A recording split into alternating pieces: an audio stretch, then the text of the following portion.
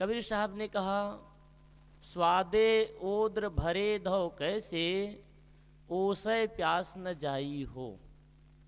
पूरे इस पंक्ति में अद्भुत विलक्षण शब्दों का संयोजन है। ऐसे ऐसे शब्द और ऐसे ऐसे सुंदर उदाहरण कि खोजने में भी नहीं मिलता है। क्योंकि कबीर साहब की एक विशेषता थी कि वो किताबों को देख करके या शास्त्रों को पढ़ करके अपनी बात नहीं कहते थे। मेरी बात इसलिए सच है कि शास्त्र में लिखा है, वेदों में लिखा है कि नहीं लिखा है। कबीर साहब ने खुद कहा अपने शब्दों में, मैं कहता आखन की देखी, तू कहता कागज की लेखी, तेरा मेरा मनवा कैसे है खोई रे।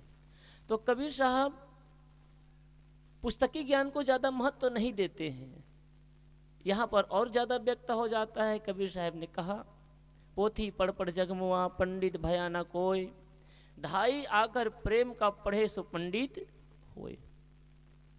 कितना मार्मिक और सुंदर। कबीर साहब कहते कि पोथी को पढ़ने वाला पंडित नहीं होता, पोथी को पढ़ने वाला विद्वान नहीं होता, ग्रंथों को शास्त्रों को पढ़ने वाला ज्ञानी नहीं होता। जो ढाई आखर का प्रेम है, अर्थात प्राणी मात्र से जो करुणा रखता है, मनुष्य मात्र से जो प्रेम करता है, वही असली पंडित है। बड़े बड़े पंडित, बड़े बड़े ज्ञानी, जहाँ हमारे साहब जी आए ना, ऐसे ऐसे त्यागी बैठे, एक हाथ खड़ा किए हुए 12 साल हो गए, उसकी उंगली 1-1 फीट की हो गई, लेकिन गाली नहीं छूटी, बक रहा था वो। वीडियो में मैंने देखा, 12 साल से एक हाथ खड़ा किया हुआ है, कोई कांटों के सैया पर सोया हुआ है, कोई पंचंगनी ताप रहा है, कोई ठंडी में, इतनी जोर की ठंडी में पानी में 24 घंटा खड़ा रहता है। तो तन को तो तपा लिए, लेकिन मन नहीं तपा। और गुरु कबीर साहब मन को तपाने के लिए कहते हैं, मन को साधने के कहते हैं, मन की तरंग मार लो बस हो गया भजन, और आदत बुरी सुधार लो बस हो गया। और आदमी को यही भजन कठिन लगता है। उपवास रहना सरल है, अग्नि ताप लेना सरल है, तीर्थ यात्रा कर लेना सरल है, खड़ेसरी हो जाना सरल है, अरे नग्न होना भी सरल है, लेकिन अपने मन के नग्नता को व्यक्त करना बड़ा कठिन है। शरीर नग्न नहीं, मन नग्न होना चाहिए, और ये हमारा मन ही नग्न नहीं होता है। इसीलिए लोग कहते हैं ना, कबीर पंथ के सभा में तो भीड़ नहीं होती। तो भाई चना मुर्रा लेने वाले सब मिल जाएंगे, सब्जी खरीदने वाले बहुत मिल जाएंगे, लेकिन हीरे के खरीदार कोई कोई होता है। कबीर का मार्ग तलवार के धार में चढ़ने के बराबर है, क्योंकि इसमें कोई छल नहीं, कोई प्रपंच नहीं, कोई चमत्कार नहीं, यहाँ पर कोई प्रलोभन नहीं, कोई भय नहीं। न यहाँ पर आपको भयभीत किया जाता है और न ही आपको कोई प्रलोभन दिया जाता है। यहाँ तो 2-2-4 की बात की जाती है। कबीर साहब ने कहा, आपन कर्म न मेटो जाई, कर्म का लिखा मिठे दो कैसे, जो युग कोटि सिराई। कबीर साहब ने कहा कि आप जैसा करते हैं वैसा ही आपको मिलेगा। यहाँ कोई प्रकृति में कोई क्षमा नाम की चीज नहीं है। याद रखिए, महाकुंभ पर्व चल रहा है, लेकिन यह मत सोचिए कि हम कितनों भी पाप करें और गंगा में स्नान करके, कुंभ में स्नान करके हम पाप से मुक्त हो जाएंगे, तो सबसे ज्यादा हम धोखा में हैं। अरे शास्त्रों ने ही प्रमाण दिया।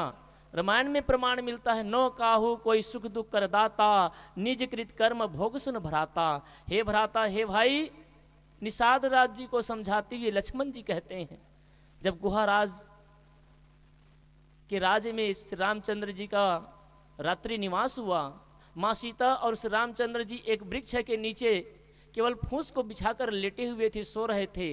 इस दृश्य को देख कर के गुहाराज और लक्ष्मण के बीच में कुछ संवाद होने लगा, और गुहाराज जो है वो माँ कैकेयी को दोष देने लगा और अपने भाई राम की चिंता करने लगी। तो लक्ष्मण जी ने समझाते हुए कहा, भाई न कैकेयी का दोष है, न पिता दशरथ का दोष, किसी का दोष नहीं है। इस संसार में कोई किसी को दुख और सुख देता नहीं है। आप रामायण पढ़ने वाले हैं, रामायण सुनने वाले हैं, राम कथा करने वाले और पूजा करने वाले। सोचिए, ना काहू कोई सुख दुख कर दाता, इस संसार में कोई किसी को सुख और दुख देने वाला दाता नाम ईश्वर या भगवान परमात्मा नहीं है। तो मिलता कैसे है? याद रखिए, कबीर साहब के विचारों में और गोस्वामी जी के विचारों में बहुत समानता है जब जीवन व्यवहार की बात आती है। मान्यताएं अपनी अपनी हो सकती है, लेकिन कल्याण और जीवन व्यवहार की जहाँ चर्चा होती है, सभी महापुरुषों का एक ही सिद्धांत होता, निज कृत कर्म भोग सुन भ्राता। निज का कृत्य, खुद का किया हुआ कर्म ही आदमी को सुख और दुख प्रदान करता है।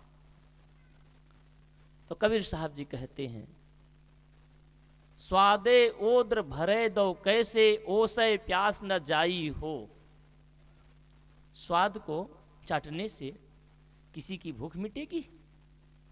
कैसा सुंदर विलक्षण, जैसे कोई आप इमली ले लीजिए, आम ले लीजिए, और आम को केवल चूसते रहिए या इमली को चूसते रहिए, पेट मत भरे, केवल स्वाद लेते रहिए उसका। इमली को चाटते रहे, या बच्चे पिपरमेंट चाटते रहते हैं। ऐसे स्वाद को लेने मात्र से किसी का पेट भरता है? जिस प्रकार से स्वाद लेने मात्र से पेट नहीं भरता, और ओस को चाटने से, ओस जानते हैं अभी ठंडी का समय है, तो सवेरे सवेरे उठ करके आप 5 से 6 बजे मैदान में जाएं तो घास में ओस के कण होते हैं। उस ओस को पीने से आपको प्यास नहीं बुझती है। कबीर साहब ने सिद्धांत दिया, इसी प्रकार से संसार के जितने भी भोग हैं ये ओस के कणवत है। सुख नहीं, ऐसा नहीं, लेकिन इतना क्षणिक है, बहुत अल्प है। गोस्वामी जी ने भी कहा अल्प सुख दुख, कबीर साहब ने तो कहा अल्प सुख दुख आदे वंता मन भुलान मैगर मैं मनता। और गोस्वामी जी ने इसी को कहा, जे न तरे भव सागर नर समाज अस्पाय, सो कृत किंदक मनमति आत्म हन गति को जाए। यही तन कर फल स्वर्ग न भाई, स्वर्ग हु स्वल्प अंध दुखदाई।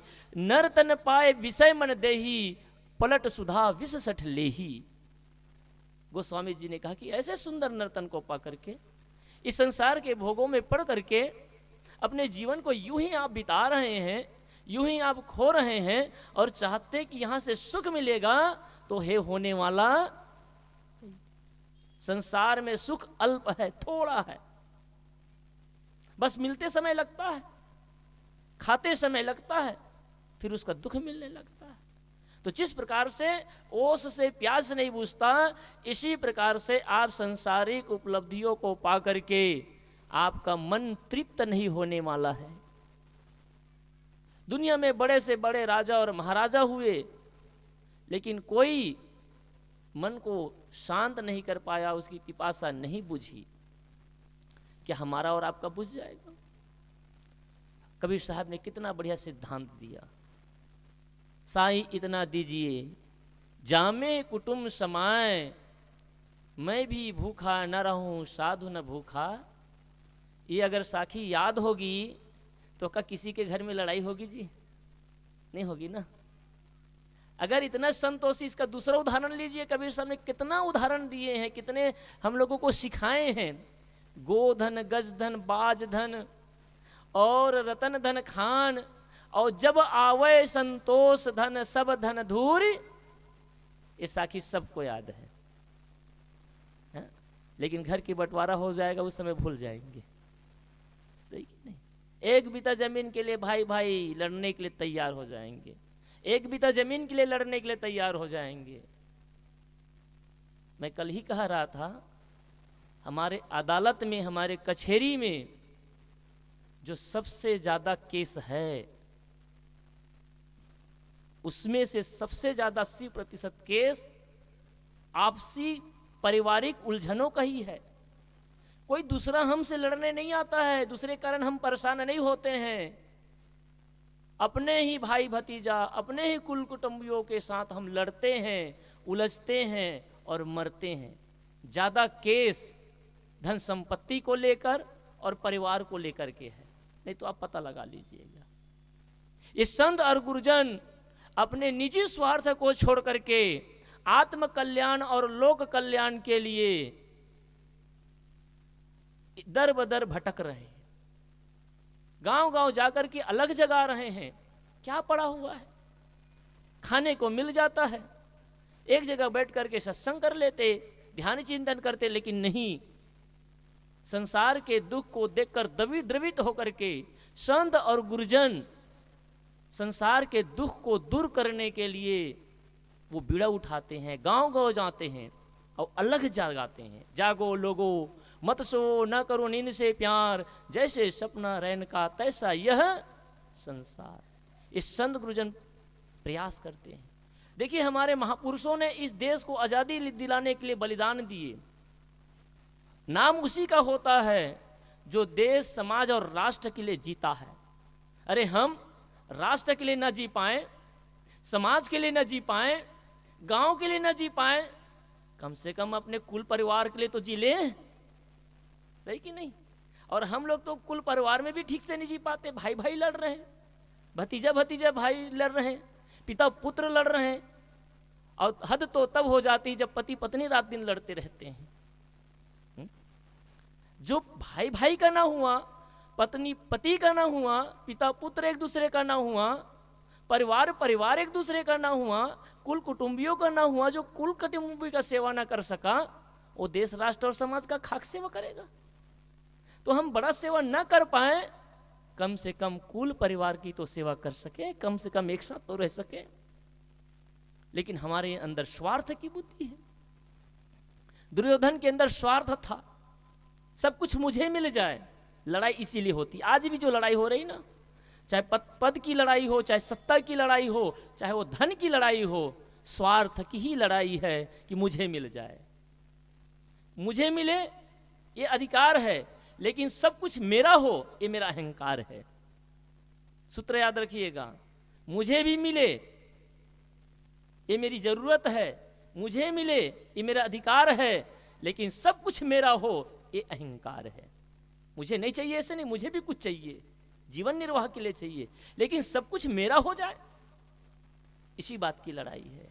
कृष्ण जैसे आदमी जो विद्वान भी था, योद्धा भी था, चतुर भी था और बहुत बड़े संतोषी भी थे, श्री कृष्ण जी, वो दूत बन करके गए। जब दूत बन करके गए, उसने प्रस्ताव रखा कि दुर्योधन, अभी भी समय है, अंतिम समय है, मैं अंतिम दूत के रूप में आया हूं, शांति दूत बन के आया हूं, अगर तुम अभी भी मान जाओ तो मैं युद्ध रोकवा सकता हूं, मेरे में सामर्थ्य है, सभी भाइयों से मैं विनय करूंगा, और तुम चाहो तो मैं उससे विनती भी करूंगा, तुम एक बार मान जाओ, केवल 5 गांव दे देना, और नहीं ज्यादा चाहिए। दुर्योधन ने क्या कहा अहंकार में आकर के, अरे आप 5 गांव की बात करते हो, बिना युद्ध के मैं सुई के बराबर जमीन भी देने के लिए तैयार, मैं मर सकता हूं लेकिन झुक नहीं सकता। ये आदमी का अहंकार है। और वो दुर्योधन वही समय नहीं हुआ, आज भी घर घर में, गांव गांव में दुर्योधन है, जो भाई भाई के खून के प्यासे हैं, पिता पुत्र के प्यासे हैं। आदमी स्वार्थ में क्या नहीं होता है। अजात शत्रु था, नाम सुने होंगे आप सबने इतिहास के पन्नों में। महात्मा बुद्ध के समय अजात शत्रु अपने ही पिता को बंदी बना दिए, बिंबिसार को कारागृह में डाल दिए और कई दिनों तक भूखा रखे, और भूख में विचार बेचारा तड़प करके मर गए। ये देश का इतिहास रहा है। ये धन न किसी का हुआ है, न किसी का होगा, न किसी का साथ देगा, लेकिन आज तक जितना भी इतिहास है केवल धन की लड़ाई का इतिहास रहा है, केवल युद्ध का इतिहास रहा है, जिसको आप बड़े श्रद्धा और भक्ति के साथ सुनते और पढ़ते हैं, पुराणों को, महाभागवतों को, उसमें केवल लड़ाई के अलावा कुछ भी नहीं। कबीर साहब ने सुंदर कहा, स्वादे उदर भरे दो कैसे, ओसै प्यास न जाई हो, दर्वहीन जैसे पुरुषारत मन ही माही तवाई हो। दर्वहीन, दर्व यानी धन, अर्थ, जिसके पास धन नहीं है, पैसा नहीं है, वो आदमी केवल सोचता है कि मैं घर बना लेता, गाड़ी खरीद लेता, खेत खरीद लेता, इस प्रकार से केवल वो मन में कल्पना करता है और वो संतापित होता रहता है, लेकिन कोई सुविधा की वस्तु खरीद नहीं पाता। इसी प्रकार से जिसके पास आत्मिक संतोष धन नहीं है, ज्ञान धन नहीं है, भक्ति का धन नहीं है, धर्म का धन नहीं है, दया क्षमा और करुणा का धन नहीं है, वो आदमी अंदर ही अंदर जलता है। धन दो प्रकार का है, एक धन भौतिक धन, और कबीर साहब ने उस धन के लिए नहीं कहा रतन का जतन करो माड़ी का श्रृंगार। ये जो रत्न है, कौन सा रत्न? हीरा पन्ना पोखराज, ये रत्न नहीं है, इसकी जरूरत भी नहीं है। असली रत्न है जीवन रत्न, असली रत्न है आत्मधन, असली धन है चरित्र धन। आज सबसे बड़ा अगर कमी है तो चरित्र धन की कमी है, सदाचार धन की कमी है, आत्मधन की कमी है, और इसी धन के कमी के कारण हर आदमी आज निर्धन है।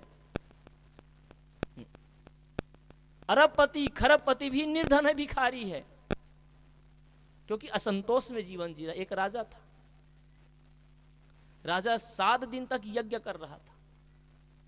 उसी गांव में एक ब्राह्मण रहा करते थे।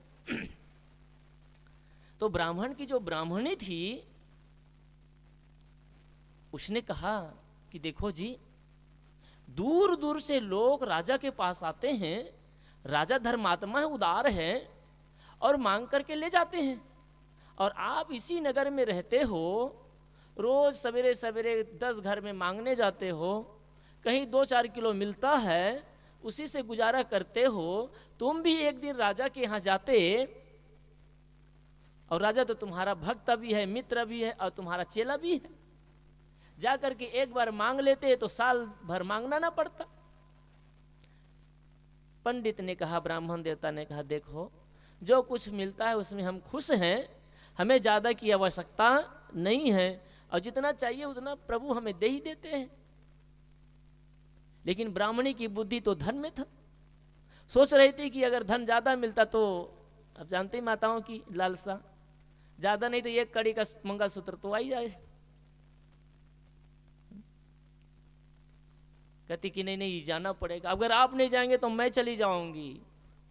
ये 4 हट के बारे में आपने सुना ही होगा, बाल हट, राजहट, साधु हट और त्रिया हट। ये 4 हट अगर बच्चे हट कर ले, चॉकलेट चाहिए तो चाहिए, मोबाइल चाहिए तो चाहिए। आजकल के बच्चों की सबसे जो गंदी आदत है ना, मैं रायपुर गया था एक घर में, उसका छोटा सा बच्चा था, उसने कहा साहब जब तक इसको मोबाइल न दो और इसको शॉर्ट वीडियो या गेम ना चालू करो तब तक खाना ये खाता ही नहीं। आप समझ जाइए, अभी से सावधान रहिए। हमारी माताएं, आज के भाई क्या करते हैं, अपने टाइम बचाने के लिए, ताकि बच्चों को समय ना देना पड़े, बच्चा थोड़ा सा रोया, आप उसको पुचकारने के लिए, खुश करने के लिए मोबाइल पकड़ा देते हैं। और छोटे छोटे बच्चे मोबाइल के व्यसनी हो, ये भी व्यसन है एक प्रकार का। अभी से आप उसके हाथ में मोबाइल मत दीजिए, कुछ समय के लिए दे दीजिए, लेकिन उसका आदत मत बनाइए, उसके बिना फिर वो रह नहीं पाएगा। तो बच्चे फिर वो धीरे धीरे जिद्दी हो जाते हैं। तो बाल हट, अब बच्चा जब हट कर लेता है ना, वो मानता नहीं है। राजहट, राजा जब प्रण ले लेता है, जितना है मतलब जितना है, चाहे सर कट जाए, लेकिन अब युधिष्ठिर को कोई जबरदस्ती थोड़ी ना था कि तुम जुआ खेलो। एक बार हार गया था, सब कुछ हार गया था। द्रौपदी बहुत विलाप करती है, विनती करती है कि ज्येष्ठ पिताश्री आपके रहते हुए सब कुछ हो रहा है। सब कुछ को वापस कर देते हैं धृतराष्ट्र, कथा आप सुनिए होंगे, धृतराष्ट्र सब कुछ वापस कर देते हैं। युधिष्ठिर 5 भाई वापस जा रहे थे, शकुनी ने फिर से फुसलाया, काम तो बिगाड़ दिया इसने, फिर से बुलाओ, फिर से बुलावा भेजा, और युधिष्ठिर की बुद्धि मारी गई थी। सब कुछ हारने के बाद फिर से चला गया।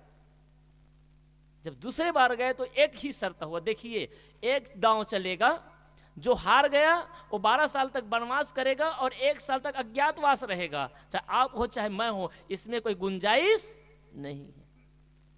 कथा आप सब जानते हैं। जुआ की लत ऐसी होती है, वासना ऐसी होती है कि आदमी जब एक बार बैठता है तो उसका मन बेचैन होता है, वहां से उठ पाता नहीं है। तो राजहट, राजक हट होता है। तीसरा साधु हट, जैसे मैंने अभी बताया ना, एक हाथ खड़ा रखना है, मतलब रखना है, सूख जाए कुछ भी हो जाए, हट है उसका। हठ योगी होते हैं। तो साधु हट कर ले तो अपने संकल्प के लिए उस कुछ भी कर लेता है। और चौथा हट मैंने बताया त्रिय हट। और त्रिय हट का सबसे बड़ा प्रमाण आपको कैकेयी से मिलता है। कैकेयी ने हट कर लिया, राजा बार बार समझाते रहे कि देवी मान जा, मैं राम के बिना नहीं जी सकता। कैकेयी ने कहा जो भी हो जाए, लेकिन मैं पीछे हटने वाली नहीं हूं। वैसे राजा ने कभी एक शब्द भी नहीं कहा कि राम को वनवास चले जा, वो बार बार मना करता रहा। कैकेयी कहती कि बेटा, ये आपके पिता ने जो वचन दिए थे आज उससे मुकर रहे हैं, अगर आप चाहो तो इस वचन को आप पूरा कर सकते हो। केवल कैकेयी के वचन को सुनकर के राम ने 14 वर्ष वनवास किया। पिता ने कोई आज्ञा नहीं दी थी। ये भ्रम है कि पिता ने आज्ञा दी थी और पिता ने भेजा था। कहां पर भेजा था बताइए? पिता तो केवल विलाप करता रहा कि बेटा मत जा। यहां तक सुमंत को भेजा कि देखो थोड़े दिन में एक दिन को आपातकाल, एक साल को आपातकाल में एक दिन के बराबर माना जाता है, एक दिन को एक साल के बराबर माना जाता है, इसलिए 14 दिन जंगल को घुमा करके ले आना और 14 साल पूरा हो जाएगा बोले। लेकिन फिर भी वापस नहीं आए। कहने का तात्पर्य कि आदमी हट कर लेता है, और हट केवल बर्बाद ही करता है, नुकसान ही करता है।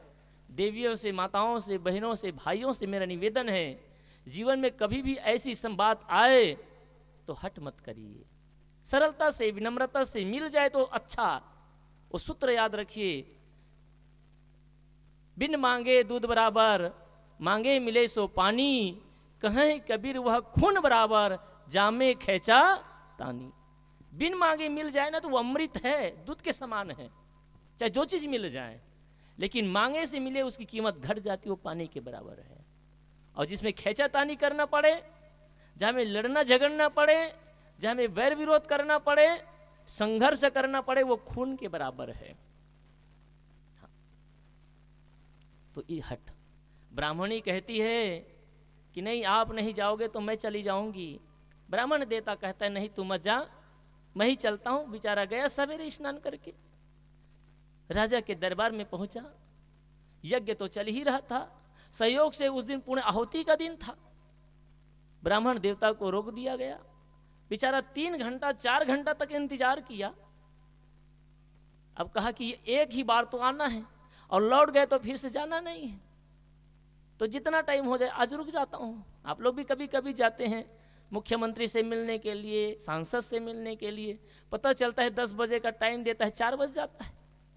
एक दिन नहीं 3 दिन तक जाते हैं।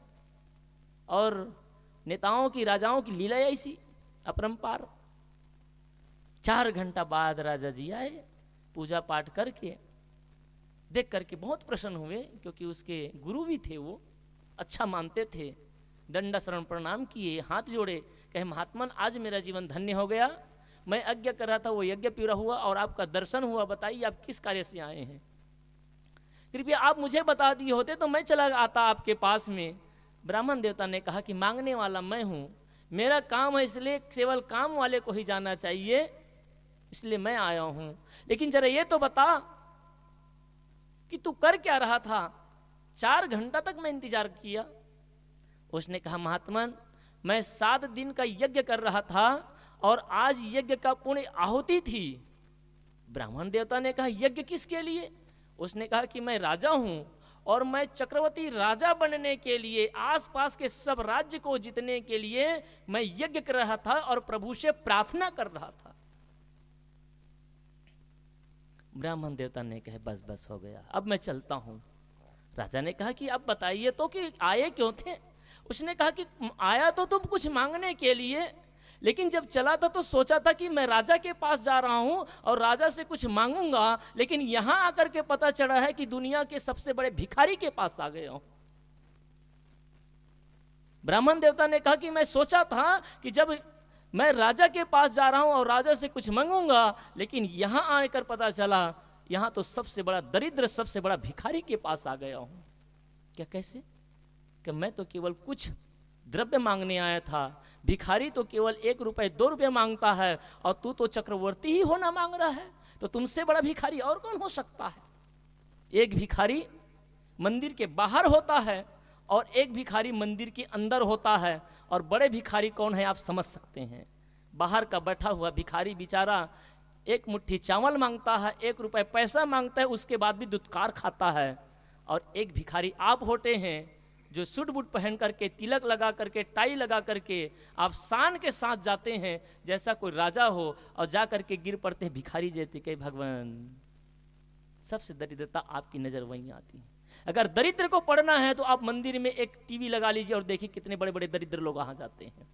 गोस्वामी जी ने इसलिए कहा नहीं दरिद्र सम दुख कछु नाही और संत मिलन सम सुख कछु नाही।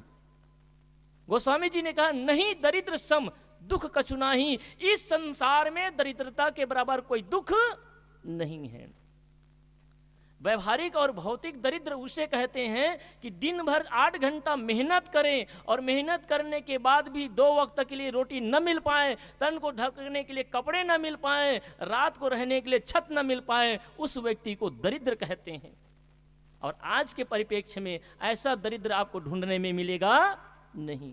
लेकिन एक दूसरा दरिद्र है आध्यात्मिक दृष्टि से, भावनात्मक दृष्टि से, जिसके पास सब कुछ हो, पहनने के लिए कपड़े हैं, खाने के लिए अन्न है, पीने के लिए जल है, रहने के लिए घर है, सारी सुविधाएं हैं, लेकिन आदमी और की तृष्णा में रात दिन जलता रहता है, सब कुछ मेरा हो जाता और मुझे ही मिल जाता, इस प्रकार से जो जलता रहता है उससे बड़ा दरिद्र इस संसार में कोई दूसरा कोई है क्या?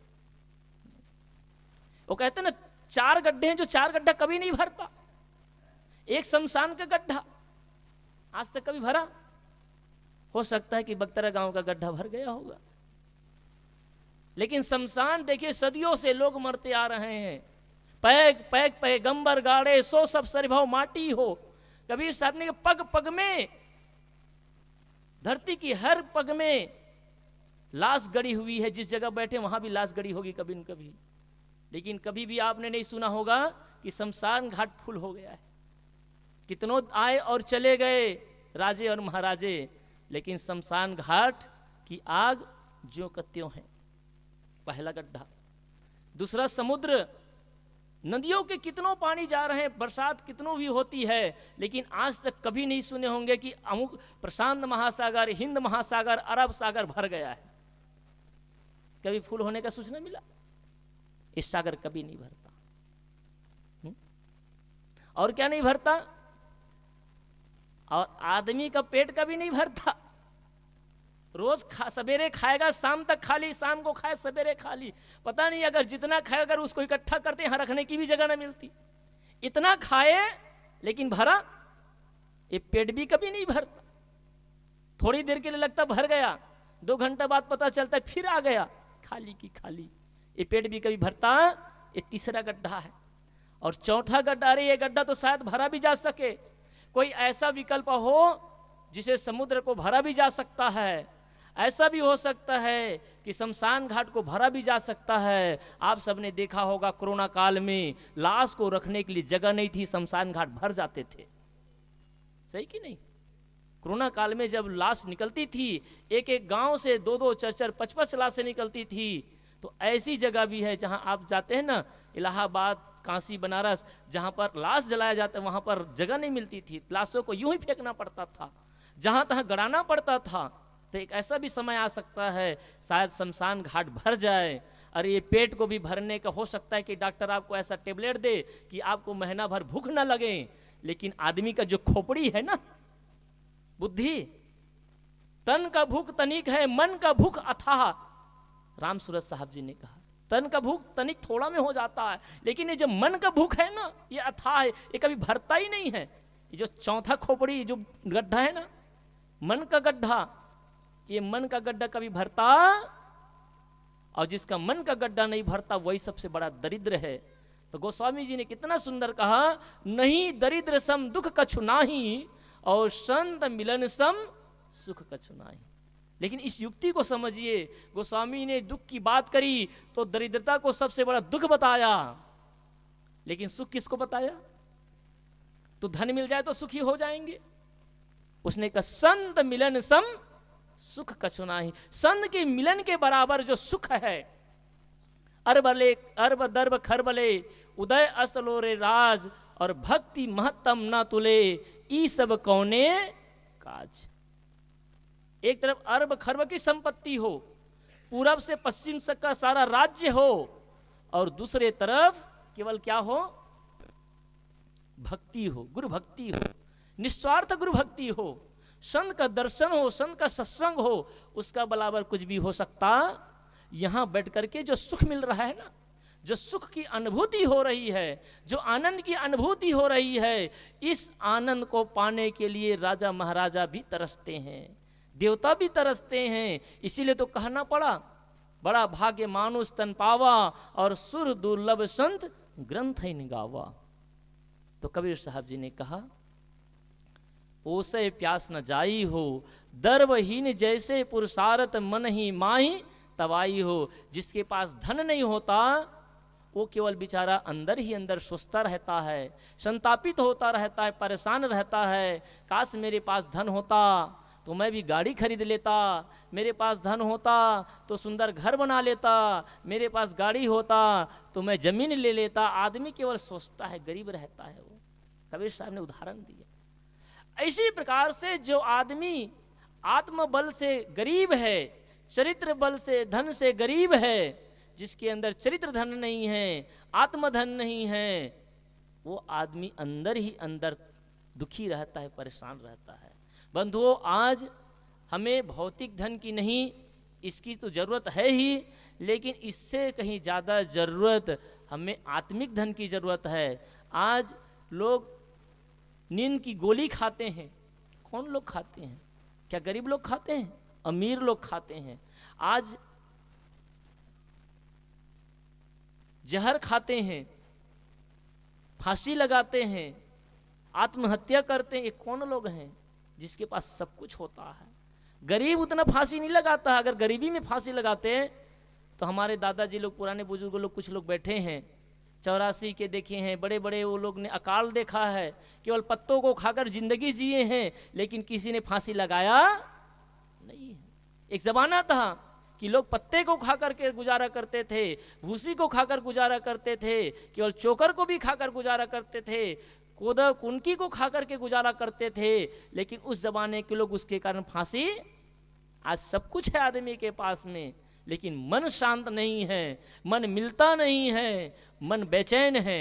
इसलिए कबीर साहब ने कहा, दर्वहीन जैसे पुरुषारत मन ही माही तवाई हो। अगले का 2 पंक्ति बहुत ही मार्मिक है और विचारणीय है। गांठी रतन मर्म नहीं जाने, पारक लिन्हा छोरी हो, कहीं कबीर अवसर बीते मिले न बहोरी हो। कबीर साहब ने कहा, गांठी रतन मर्म नहीं जाने। हर व्यक्ति के गांठी में रत्न है। जिस सुख को, जिस शांति को खोज रहे हो, वो सुख और शांति आपसे कहीं बाहर नहीं है। आपका परम धन, आपका परमात्मा आपसे बाहर नहीं है। जिस धन की तलाश आपको है, वो कौन से धन है? शांति रूपी धन। मूलतः हम चाहते क्या हैं? धन पाने वाला, पद पाने वाला, पैसा पाने वाला, सत्ता पाने वाला, शादी करने वाला, खा भोग करके सुख लेने वाला, अंत में क्या चाहता है? तो सबके मूल में है शांति। हर आदमी शांति चाहता है, और ये शांति है ना, ये कहीं बाहर नहीं है।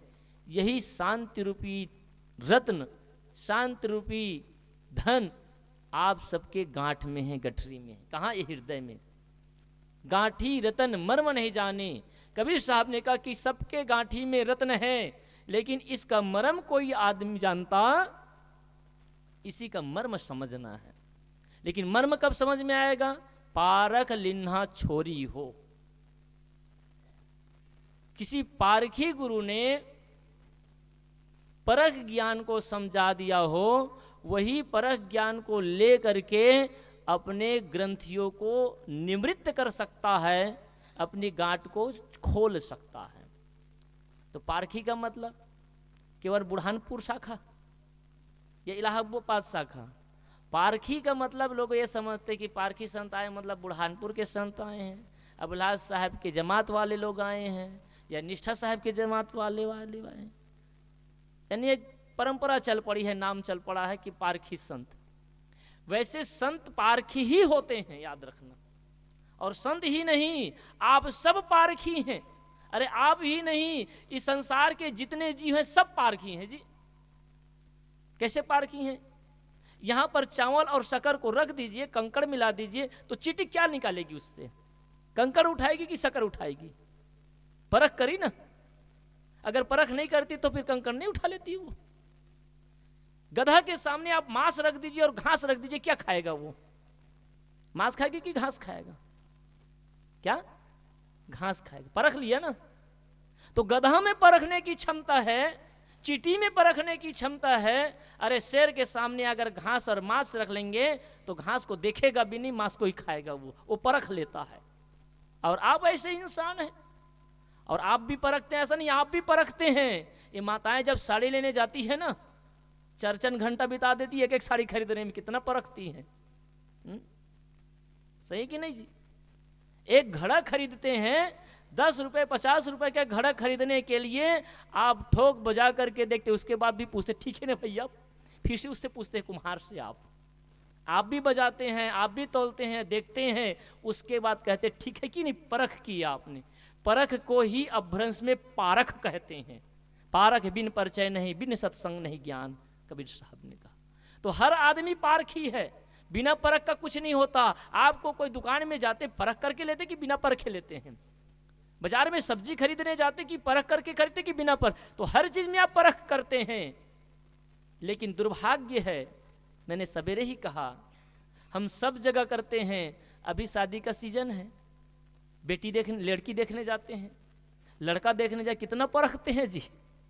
नीचे से ऊपर तक लड़का को परखेंगे, घर घराना को परखेंगे, यहाँ वहाँ पूछताछ करेंगे, दूर दूर तक पूछताछ करेंगे, कोई गड़बड़ तो नहीं है, बहुत परखते हैं, तब भी धोखा खा जाते हैं। सही कि नहीं? तो बेटी बेटा के लेन देन में भी आदमी परखता है, सब चीज में परख करते हैं। दूध बेचने जाता है ना, दूध लेने वाला डेयरी में देते हैं, वहां दूध की भी परख होती है, कितने मात्रा में सही दूध है, हर चीज की परख होती है संसार में। लेकिन दुर्भाग्य है कि धर्म मंच में बस परख नहीं करते हैं आदमी। यहां क्या कहते हैं, यहां मान लो आंख मूंद करके। और कबीर साहब ने कहा कि आंख मूंद करके मानो मत, यहां भी परखो। कबीर साहब ने कहा वेद कितेब कहा किन झूठा, झूठा जो न विचारे। कबीर साहब के पास एक भक्त है, उसने कहा कि कबीर साहब, मैंने सुना है कि आप वेद किताब को नहीं मानते हैं, आप धर्मशास्त्रों को भी नहीं मानते हैं। कबीर साहब ने कहा भी किसने कहा? अरे अमुक ने कहा था, कह रहे थे कि आप वेद शास्त्र को नहीं मानते हैं। तो कबीर साहब ने कहा वेद किताब कहा किन झूठा, झूठा जो न विचारे। अरे वेद और किताब को कौन झूठा कहता है जी? अरे झूठा तो वह है, पाखंडी तो वह है जो उस पर विचार नहीं करता है। शास्त्रों के शब्दों पर भी विचार करिए, संतों के शब्दों पर भी विचार करिए, धर्म गद्दी में बैठ करके बोलने वाले गुरुओं की वाणियों को भी विचार करिए। लेकिन आप मान लेते हैं। क्यों मान लेते हैं? क्योंकि आपको लगता है कि सबसे बड़ा ज्ञानी तो यही है, सबसे पहुंचा हुआ यही है। आप सबको भी पारख करने की जरूरत है, परखने की जरूरत है। तो गुरु और कबीर कहते हैं गांठी रतन मर्म नहीं जाने, पारख लिन्हा छोरी हो। पारखी गुरु, परखने वाले जो सत्य सत्य के भेद को परखाते हैं, और परखा करके जब आप अपने ग्रंथि को छोड़ते हैं, आप अपने मन की गांठ को खोलते हैं, आप अपने मन की वासना का त्याग करते हैं, तभी आपको सुख और शांति रूपी रत्न मिलता है। गांठी रतन मर्म नहीं जाने, पारख लिन्ना छोरी हो। और कहाँ ही कबीर यह अवसर में बीते, रतन न मिले बहोरी हो। कबीर साहब ने कहा कि ये अगर अवसर मिल गया, सुंदर मानव का जीवन जो मिला है ये बीत गया, तो फिर से मिलने वाला नहीं है। इसलिए समय रहते ही जाग जाएं, समय रहते ही पहचान जाएं। देखिए आप सब लोग, बहुत लोग हो सकते हैं कुंभ में जाने वाले हैं, तो कुंभ जाएंगे तो उसकी तैयारी पहले से होती कि नहीं होती है? पहले से टिकट बुक करा लिए होंगे 3-2 महीने पहले से। क्यों? क्योंकि टिकट नहीं मिलता जल्दी से, तो बुक करा लिए, पैसा इकट्ठा कर लिए, खाना भी घर पैक करा लिए, सब चीज तैयारी करते हैं। उसकी तैयारी आपने किया, मेला जाने की तैयारी आपने किया, खेत में बुआई करते हैं उसकी तैयारी आप करते हैं, बच्चों के शादी के लिए तैयारी करते हैं, बच्चों को नौकरी लगाने के लिए 5 साल से स्कूल भेजते हैं, 5 साल की उम्र से। बच्चा बेचारा ठीक से चड्डी पहनना नहीं जानता है, फिर भी वो स्कूल जाता है जब मजबूरी में। किस लिए? पढ़ लिख कर कोई नौकरी पा जाए, जीवन संवार लें। तो हम सब चीज़ की तैयारी करते हैं, बच्चों की तैयारी करते हैं, यात्रा की तैयारी करते हैं, खेती बाड़ी की तैयारी करते हैं। अरे सुंदर मानव जीवन मिला हुआ है। हम आज काल में, गुरु कबीर ने कहा भी है, आज काल दिन एक में अस्थिर ना ही शरीर, और कहाँ ही कबीर कस राखी हो काचे बासन नीर। कुछ दिन में ही हम संसार से भी विदा हो जाएंगे, लेकिन जाने की तैयारी करें हैं कि नहीं की? हम सब सोचे विचार करें, हमारे जाने की तैयारी पूरी हुई कि नहीं हुई है? जाने की तैयारी अगर पूरी हो गई, उसकी एक ही पहचान है। आप बोलेंगे क्या? जिसकी भी तैयारी पूरी हो गई होगी, वो जाने के टाइम में कभी भी घबराएगा, दुखी नहीं होगा, परेशान नहीं होगा। कबीर साहब ने कहा, जय मरने से लोग डरे, मेरो मन आनंद, और कब मरी हूं कब पाई हूं पूरन परमा। जे आदमी की यात्रा पूरी हो गई, जिसने संबल बटोर लिया, वो घबराता नहीं, बल्कि मौत की याद करता है। रे मौत प्यारी मौत मेरे सामने आया करे, और तू सामने रहती नहीं यह तन सुख भासता। पलटू महाराज ने कितना सुंदर कहा, देखा तो सुना लगे सकल जग कांच है। अरे हाँ पलटू, जीवन कहिए झूठ तो मरना साच। हर आदमी के मरण निश्चित है, हम सब एक दिन मरेंगे, लेकिन जाने से पहले हम तैयारी करें। अर्थी निकलने से पहले हम जीवन के अर्थ को समझ लें, और समझ करके जीवन को सुंदर बना लें, ताकि हमें घबराना न पड़े, परेशान न होना पड़े। अन्यथा हल हल कांपे बाला जीव, न जाने का करी है पीव। केवल पछताते रहेंगे कि क्या पता वो परमात्मा अब क्या करने वाला है, क्या होने वाला है। भाइयों बंधुओं, थोड़ा सा समय मिला है, और ये समय मत समझना थोड़ा का मतलब 10 दिन 15 दिन 50 दिन 10 साल 20 साल। एक सच्ची घटना बताओ, अपनी बात को विराम करूं। पिछले गांव में हम लोग राजनांदगांव जिला में कार्यक्रम करने गए थे। 3 दिन का कार्यक्रम था। पहले दिन काफ़ी लोग सुनने आए। एक बुजुर्ग 80 साल की उम्र थी, वो सामने आकर बैठा था। प्रवचन चल ही रहा था, प्रवचन सुना, सुन करके गया, प्रसाद भी लिया। सवेरे सवेरे 7 बजते बजते उसका शरीर शांत हो, बढ़िया था, स्वस्थ था, मस्त। और हम लोग प्रवचन में कहे भी थे, क्या पता यहाँ जितने लोग बैठे उसमें से कल किसी की मुलाकात ना हो। और बात सच हो गई, एक उससे मुलाकात डबल नहीं हो पाई। मैं प्रभु से प्रार्थना करता हूँ, विनती करता हूँ, सदगुरु से विनती करता हूँ कि आप सबका दर्शन कल पुनः हो, मेरी ऐसी भावना है। लेकिन किसी की ज़िंदगी कितनी दिन तक चलती है, इसको कोई नहीं जानता है। इसलिए काल करे सो आज करे सो, और पल में प्रलय होएगी, ऐसा तो नहीं है। आज करे सो काल कर, काल करे सो, और इतनी जल्दी क्या है, जीना है कई वर्षों। ये दोनों गणित आपके बीच में है। किस गणित, किस फार्मूला को आप लेकर के चलते हैं, ये आपके विवेक पर निर्भर करता है। और ज़्यादा ना कुछ कहते हुए यहीं पर मैं अपनी वाणी को विराम करता हूँ। बोले सदगुरुदेव की जय।